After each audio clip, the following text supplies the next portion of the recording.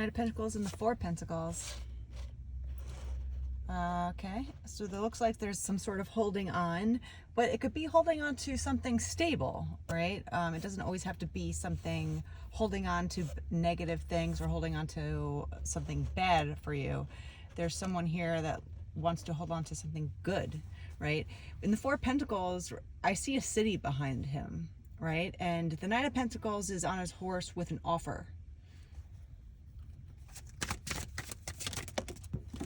King of Cups, an author of love, of being genuine. How it's really hard to find genuine people nowadays, if ever, right? There's always some plan, some motive, you know. People never really show you their true self just for being true. It's always like, well, if I pretend to be a certain way, maybe this person will, you know, be convinced of my plan, my dirty plan. Wahahaha. I don't know why I had to do that, but you know, in this scenario, it looks like someone wants to offer you something stable, something that is unwielding, right? Something that you can hold on to, that you'd want to hold on to, and it might be regarding love, because the King of Cups is all about love. And being free with your emotions in a way where you feel safe to share. That's the thing about trust. People give up their trust too easily. It's not to say that you always have to be suspicious of people, but you should have a healthy dose of suspicion, especially when you're just starting to meet somebody, because you have to wonder what their motive is. Everybody has a motive, even if it's good-hearted, like I'm looking to find the love of my life. That's still a motive, right? So this could be something regarding around a water sign, Pisces, Cancer, Scorpio, or it could just be regarding sharing your emotions freely and having the safety to do so in a relationship. You want to hold on to those people that you can feel vulnerable with, because trusting someone right away without having any history with them is dangerous, because certain malicious people will pretend to be your friend at first, and they might make you feel falsely safe with their trust, right? And then once you start giving up information about yourself, then they can just turn on you in a second and use everything that you shared with them in privacy. They can use it against you. And a lot of narcissists do that. So you can't be love bombed by somebody and then just immediately trust anybody. You have to trust in little increments. And that trust is based on actions, not words. If someone tells you, you can trust me, don't trust people like that, because you are your own sovereign person. You can trust someone when you feel like it. You can trust someone when you know that you could trust them, and that is your decision only. If someone tells you, hey, I'm a nice person, or hey, I'm smart, or hey, you could trust me, why do they have to pronounce that to you? You know, so you just have to read between the lines with a lot of people, because there's always a lot of subliminal messaging happening. And if you learn to be keen with what people are saying to you and why they might be saying things to you, then you can start to realize who you can trust and who you can't. So there is something happening here where there is a trustworthy offer coming in that you might want to hold on to regarding love. So let's find out a little bit more. Knight of Cups. So we have the Knight of Pentacles and the Knight of Cups. So this is definitely regarding a love match. There might be somebody coming in. What else we got? King of Swords. We got the King of Swords and the King of Cups. There could be an air sign.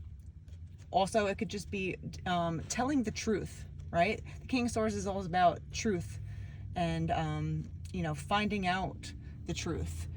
So there is some sort of offer here, a love offer, and this person isn't going to mess around with you. They're not going to play you. They're not going to love bomb you. They're not going to tell you how you should feel. They're not going to tell you how you should think about them. They're going to give you the opportunity because you're smart enough to figure it out by yourself. And if you're not, you better start doing homework. You know, you can't just trust the world, unfortunately. We are predators. Humans are the worst predators, right? We prey on each other all the time, even if it's not at the worst of it, where we're killing each other. There's social predators out there that are just willing to take from you in certain ways.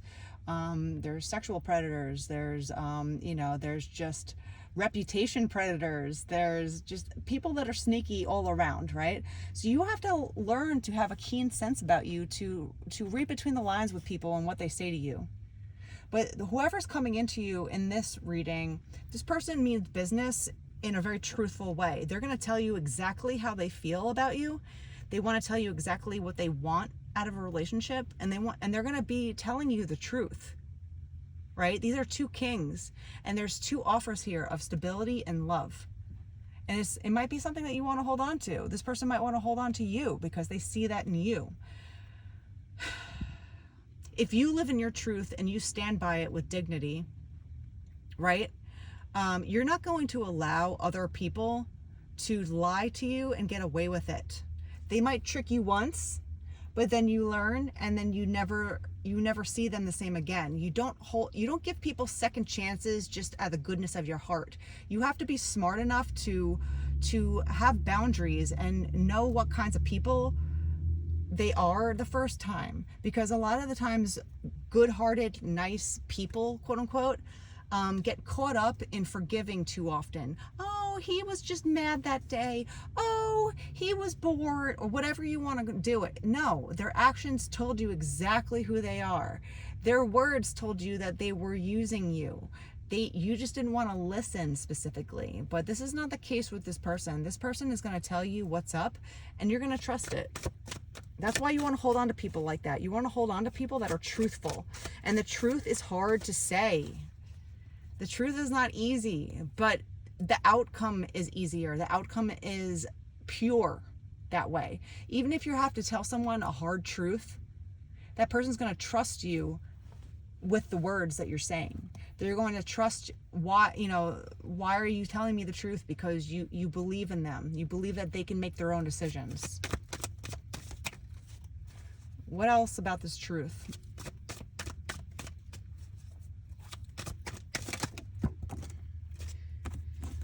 Okay, so we have the Magician.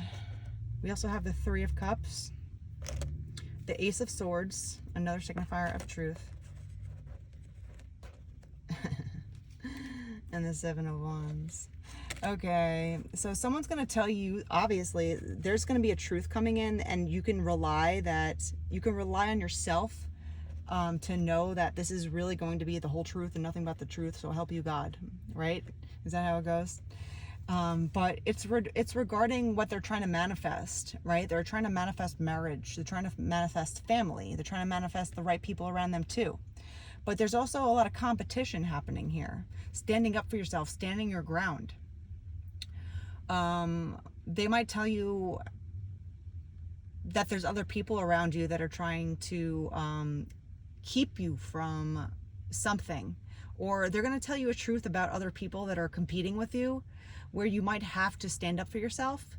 Or they might tell you that they're behind you, because they're looking to offer you something stable. They're looking for something stable themselves. But it always comes with a little bit of trouble. And this is the trouble right here, the Seven of Wands. So there might be a lot of people that will have to test your own boundaries. They're going to test your boundaries if they find out about this connection. There is a connection here that they want to tell you about. They're going to tell you exactly how they feel and what they think, and also what might be going on behind your back. Because they want marriage, they want like a real love, and in order to have real love, you have to be truthful with your person. If you lie once, you diminish the trust. And if you keep chipping away at someone's trust, the relationship is ruined. There's no way of regaining trust after a while. If you lie consistency, if you cheat, if you just never hold your bargain, your words mean nothing. It's just garbage that comes out of your mouth. It's all fluff. No one's going to trust you, and no one's going to want to be with you. And if a woman or a man stays with a liar for very long, they're just going to wither away themselves, because there's no foundation, there's no trust. Trust is everything in a relationship. We have the Chariot. So this is going to come swiftly towards you, and they're going to let you know, another 7. They're going to let you know the truth, so you could trust them. And it might not be all fun, flirty truths. They're going to tell you how they feel in their heart, but they might also have to tell you some bad things that you might not want to hear, but you'll know it's the truth, because they want to build with you, and they know that you deserve the truth. They know that you are working on yourself. You're in your own garden. You're working on your own things, your own life, your own stability. You have no time for BS, right? And this person knows that. So that's why they have to tell you exactly what's going on, not a half truth. That's also lying. Withholding information is lying. They're not going to tell you a half truth just to make you feel good. They're going to tell you the whole truth, the Sun. And part of that truth is that you make them happy. Remember, with the King of Cups too, you know, they're manifesting you, and they see you as a good counterpart. And here we go. Can't wake it up. Ace of Cups. So Cups and Swords, the truth and love, they go together. What is it? Love and marriage. I don't know. There's a song about love and marriage. I don't know. Whatever. In order to be fully happy, in order to be able to be vulnerable with someone, you have to test it out slowly, like dipping your toe in the pool first. Give them something small to chew on. If you feel like you can be respected, right, and you feel like you could trust someone back, then give them something a little heavier, and then you know, so on and so on, until you can be fully vulnerable, and you know that you love each other enough to respect one another, to give each other the truth. That's how you build a strong relationship. That's how you build something that doesn't end, right? All these relationships come tumbling down a lot of time because a little lie comes into this scenario, and then little lies turn into big lies, and then you have to make another lie to carry, you know, to cover up the other lie, and then all of a sudden 6 months down the line, you've had hundreds of lies that you've told each other in order to cover up one little lie. So was it worth it? Because now you're so preoccupied with covering up all your lies to keep your quote-unquote relationship that you want. It's not a relationship anymore. It's built on lies and falsehoods. So if you really want to be in a true relationship with a person that you respect and that you trust, trust is built on actions. And in order to do that, you have to be able to tell each other the truth. Well, this made me upset, or yes, this happened in my past, or whatever it is, right? You don't have to spill the beans when you all at once when you first meet someone, because that's a red flag too. If someone tells you their whole life story the first time you meet them, you're like, why are you doing all this? You know, it's a little much. But you uncover yourself like an onion, one layer at a time, and eventually you'll get to the core of yourself, and you'll know each other well enough to know that, yes, this person is telling me the truth. I could see it in their face, I could see it in their eyes, and I could feel it in my heart. And if someone starts like that, and you both protect the trust, you both protect your love in a truthful, honest, positive way, there's nothing that can come in between you. There's no one that can come in between you, because there will be some I don't know, clapback, I guess. There's other people that are going to make you stand your ground with this person, where they might, you know, start lying, or, you know, whispering little lies to try to break you two up. But if you both stay strong together, and you both are honest with each other on what the other's doing, it's like, oh, well, we both know Mary, you know, and I think Mary just called me and said this about you. Is this true? Instead of believing the gossip before you believe your person, you talk to your person first. You know, where's the loyalty here, right? So you can fight off people together that are trying to, you know, wedge themselves in between you, and vice versa. Like, if you're a female and you're like, well, your best friend just hit on me, you know, when you were in the bathroom. Is that a bad truth to say? Of course it's going to hurt his feelings, but it's the truth. And shouldn't he know that his best friend is doing all these dirty things behind his back? That's how you stick together. That's how you trust one another. And it's not about creating problems for each other. The problem's already there, right? It's about discussing, communicating openly, and knowing that your word is your bond, right? Your word is 100% truth. And it's not for any other reason. It's not to hurt somebody's feelings. It's not to make someone feel less than or anxious or anything like that. It's to actually strengthen your relationship together. That's how you stay together. And that's how you beat the odds about anyone else, about society wanting to break you up. Because let's face it, people don't like to see people happy, especially in happy relationships.